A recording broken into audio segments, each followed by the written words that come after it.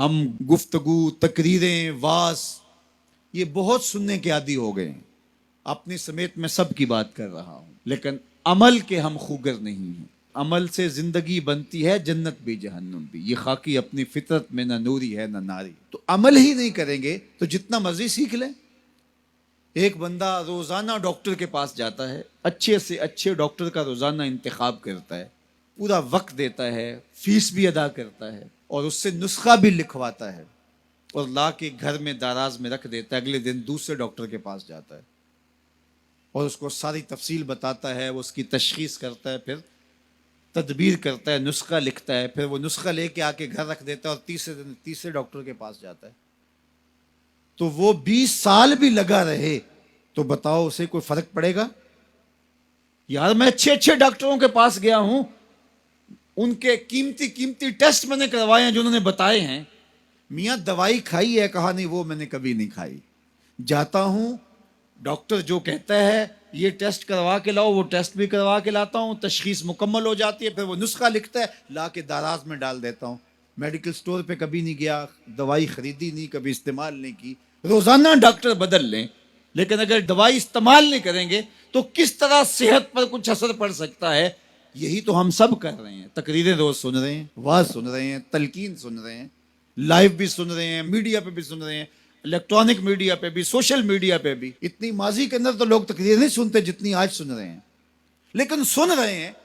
جس طرح ڈاکٹر سے دوا لکھوا لی اور لا کے دراز میں ڈال دی، یہ ساری چیزیں ہم سن رہے ہیں لیکن کبھی عمل کی طرف نہیں گئے. تو زندگی 20 سال جس طرح پہلے تھی آج بھی اسی طرح ہے، اور پوری امت کا یہ مزاج بن گیا ہے. لہٰذا امت جہاں 70 سال پہلے کھڑی تھی آج بھی وہاں کھڑی ہے، اس لیے کہ ہم نسخے اچھے اچھے لکھواتے ہیں لیکن کبھی عمل نہیں کیا. اگر عمل کے خوگر بن جائیں تو ہماری زندگی بدل جائے اور یہ امت مسلمہ جو پستیوں کا شکار ہے یہ عروج اور بانکپن کا نور پا جائے. تو عمل کے خوگر ہم اپنے آپ کو بنائیں. ہمارا صرف سماعت کی حد تک دین ہے. وہ ایک غیر مسلم نے اسلام قبول کر لیا، نوجوان تھا. تو ایک دن دوستوں کے ساتھ، جو اس کے مسلمان دوست تھے، کہیں کسی جگہ پہ گیا تو نماز کا وقت ہو گیا. تو لوگ گئے، جتنے بھی لوگ تھے انہوں نے جلدی جلدی نماز پڑھی جس طرح ہم پڑھتے ہیں، اور پڑھ کے آ کے وہ کھانے کی ٹیبل پہ بیٹھ گئے اور اس دوست کا انتظار کر رہے ہیں جو نو مسلم تھا.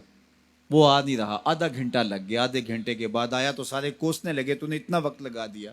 تو وہ رو پڑا. اس نے کہا کہ اصل تم مسلمان ہو، تمہیں پرابلم نہیں ہے، تمہیں مسئلہ نہیں ہے. میں نیا نیا مسلمان ہوا ہوں، تم تو پیدائشی ہو.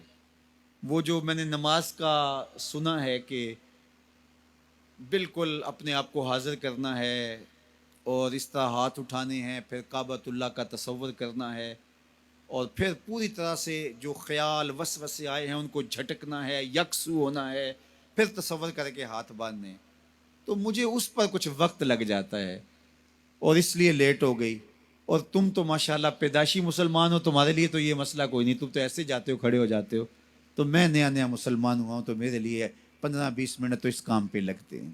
تو وہ بیچارے بڑے شرمندے ہوئے کہ ہم تو نماز بھی پڑھ رہے ہوتے ہیں اور دکان کا سودا بھی بیچ رہے ہوتے ہیں. ہم تو نماز بھی پڑھ رہے ہوتے ہیں، ہمارا خیال کہیں اور بھٹک رہا ہوتا ہے. ہم نے کبھی سوچا ہی نہیں ہے کہ ہم اس تصور کو پختہ کر لیں. اس نے بھولے انداز سے کہا، اور وہ سچے دل سے کہہ رہا تھا، تم پیدائشی مسلمان ہو، تمہیں تو مسئلہ ہی کوئی نہیں ہے، جاتے ہو یوں کھڑے ہو جاتے ہو، لیکن مجھے 10 منٹ 15 منٹ لگتے ہیں کعبۃ اللہ کا تصور سامنے لاتے ہوئے، خیالات کو جھٹکتے ہوئے. یہ پریکٹس ہے اسلام کی. ہم صرف رسمی مسلمان ہیں. اقبال علیہ رحمہ نے جب شکوہ کیا نا، تو شکوے میں ایک بات یہ بھی کہی کہ واعظ قوم کی وہ پختہ خیالی نہ رہی، برکے طبعی نہ رہی، شعلہ مکالی نہ رہی، فلسفہ رہ گیا، تلقین غزالی نہ رہی، رہ گئی رسم آزاں، روح بلالی نہ رہی، مسجد مرثیہ خواہیں کہ نمازی نہ رہے، یعنی صاحب اوصاف وہ حجازی نہ رہے. ہماری نمازیں، ہماری اذانیں، ہمارے عمل بس زبان سے ہی ہیں، روح تک اترے نہیں. دل مومن ہے تیرا نہ میرا، تو بھی نمازی میں بھی نمازی. جب تک اس کو نہیں بدلیں گے، کہتے ہیں کعبے گیا گل نہیں مک دیجئے، دلو نہ مکائیے. اس کو مسلمان کریں، اس کو درست کریں، اپنے عمل کو درست کریں.